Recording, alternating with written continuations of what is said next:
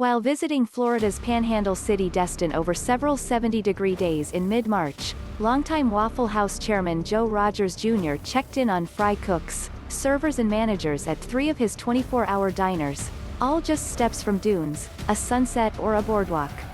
He coached his workers through some of the biggest crowds they've experienced in a year as hordes of spring breakers fresh off late nights of partying and flush with stimulus checks lined up for hash browns, bacon and eggs. The customers showed up in droves, says Rogers, a co-founder's son who has been running the chain since the 1970s. Business started surging. In Destin, traffic was crazy. It was a welcome relief for the iconic chain, after what was one of the most difficult times in the 66-year history of Waffle House. Sales have been up as much as 15% in the past few weeks, reversing a decline that began with the pandemic lockdown last March. Forbes estimates Waffle House's 2020 sales were around $1 billion, after getting back to 90% of overall sales from 2019 by the fall. Compare that with Denny's, perhaps the closest comparable public business, where sales fell by almost half last year. Still, with vaccination in full swing across the U.S., investors are driving up the value of affordable dining rooms. Denny's shares are up 260% from a March 2020 low of $5 and are trading at nearly 4 times revenue, and other fast food chains are trading even higher. Based on that, Waffle House would be worth at least $4 billion, which would make Rogers worth at least $2 billion. That's enough to debut on Forbes' global ranking of the world's billionaires for the first time this year.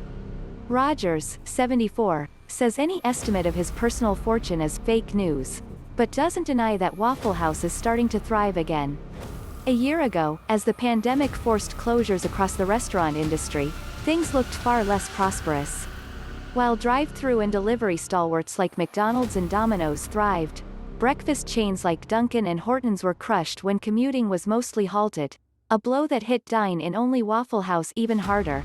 Sales dropped 70% in just a few weeks in March 2020, forcing Rogers to close 20% of its locations and furlough thousands of workers. That month, for the first time ever, the chain's Waffle House Index, which has been used in the past by FEMA to measure how devastating a catastrophe is to local communities, flashed red. The billionaire is no stranger to crisis. When he took the reins of the company at age 26, Waffle House had 2 family ownership groups, mounting debt and controlled only 30% of the locations. Not long after he took over, he faced his first crisis in the financial turmoil and gas shortages of the 1970s, which led him to consolidate ownership within his family so that he had a controlling share.